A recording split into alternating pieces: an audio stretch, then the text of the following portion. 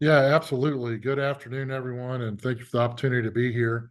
Um, so our office, the Office of Emergency Management, is the city county department responsible for coordinating with all our partners to prepare for disasters and other large scale events. Right now, our office is in what is called monitoring mode. And what that means is we're sort of monitoring and watching what's going to happen the next 24 to 72 hours. We have started communicating with our public safety partners and the state. That started this afternoon and will continue into the evening and tomorrow. We've also heard from some of our other partners, including the American Red Cross and Duke Energy, as all these organizations are starting to, plan and prepare for possible storm impact. What we always want to say is you don't always need to wait till for a storm to prepare your family or your community or your business or your house of worship or whatever group you represent. But we want you to prepare now while we're still ahead of the storm and any potential impact with those very simple steps that were identified in the press release, from having a kit, making a plan, and have ways to receive communications. But we do know with this storm, there is the potential for some, maybe not severe impact, but we know we could get some impact from storms, any type of flooding or power outages and trees down.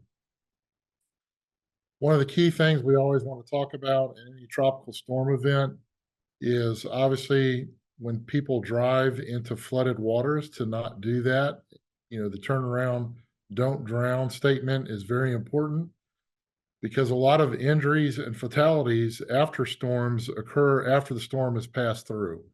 And everyone wants to go out and start looking at things and driving around. So obviously, if you come upon flooded roads, please try to avoid that. And also, if you lose power, as always, do not bring generators or grills or any kind of cooking devices into your house.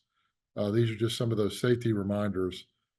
And also, in talking with our city and county 911 centers, please do not call 911 unless you have an emergency.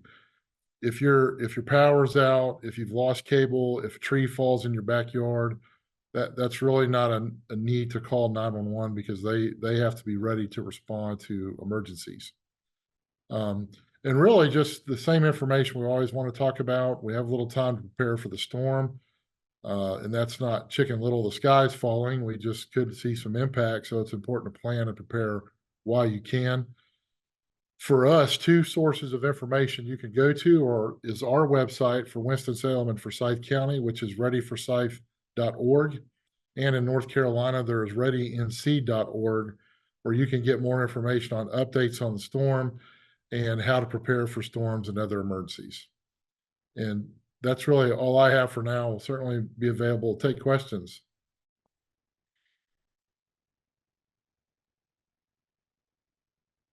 Okay, do we have any questions for August Vernon?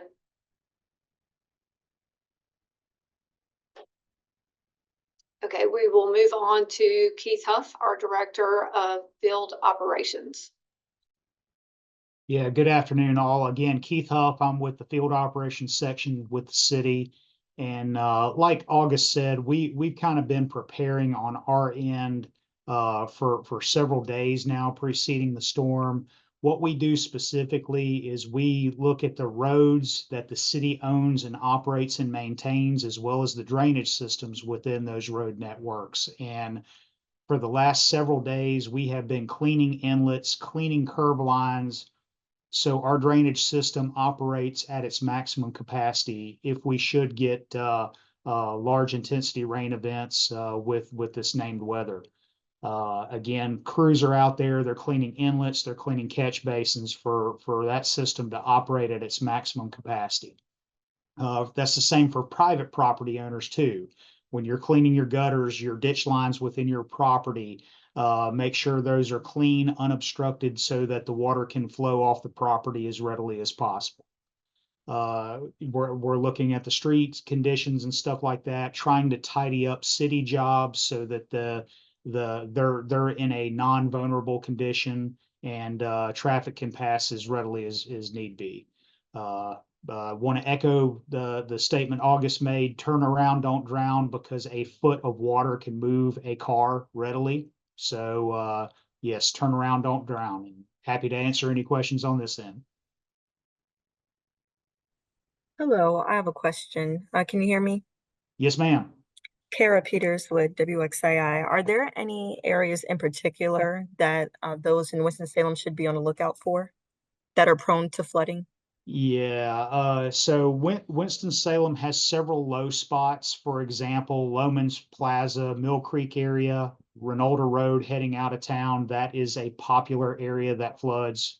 There are a couple other areas, Old Greensboro Road, Kennard Drive area, that we just have several low-lying areas that we make sure we clean those areas, and citizens if we should get a intense rain event that would cover those roads, we try to have barricades out there readily deployable in the event that the road should be closed down, but we have low areas in the north, south, east, west of Winston-Salem.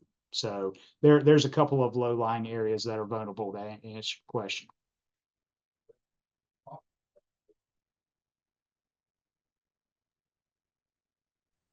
Okay, now we have Keith Finch, the Director of Vegetation Management.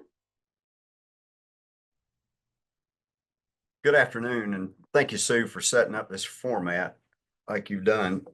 Our main focus during this event will be to clear any trees that fall into the street. And we have crews, storm or no storm, that are on call 24 hours a day. And so if we get any calls during after hours, these crews will take care of them. If it gets out of hand, it's hard to say. It may be 20 calls. It could be more than that, depending on the size of the trees we're getting. We have made contact with our sanitation department for their hoist trucks, that we will have crews go out with their trucks and help clear streets as well. We have crews set up in-house that will be cutting crews that will go and help cut and clear streets. We've also talked to field operations if we need assistance with any equipment, moving anything. So we have things set up where if we do have to tend to any tree calls, then we should be able to move those. I will stress that during events like this, the focus is to clear the street. It's not to clean up the debris. So that will come much later. It may take us a week, it may take us 2 weeks, but with the help of sanitation, we will come back and clear that up. Just be patient. So yes, you will have stuff piled in your yard, but the streets will be clear. And one other thing I'd like to stress is any wires that you see that are involved with these trees or limbs, we always treat those as being live. And so I would encourage anyone, don't go around those until Duke Power has come out and remedied the situation. We will pass those up and come back and get those later. And if you do spot any trees that are down, that are blocking traffic, call CityLink, which is 727-8000 or 311. And that's basically covers what we'll be doing. Any questions?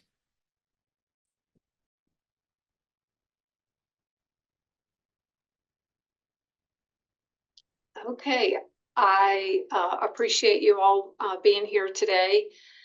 Again, one last call for questions. Any questions before we close the meeting?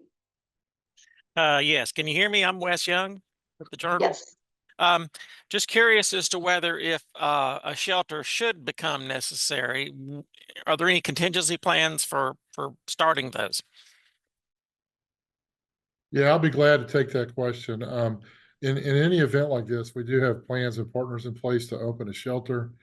We never really preemptively open one because we're not quite sure where the impact will be. And we have churches, we have schools, we have other city locations we could use. So really, we don't just open one because that could be the area that gets impacted. But we're certainly in conversation with our partners about that if the need arises. But I will also say our first suggestion and recommendation to people is to really look at going to friends, family, some other location, because reminder, a shelter That's all it is. It is a cot on a hard floor. And I know that's challenging for people to be in that environment. We certainly will open one if we need to, but we would encourage people to have other plans if they have to go somewhere else.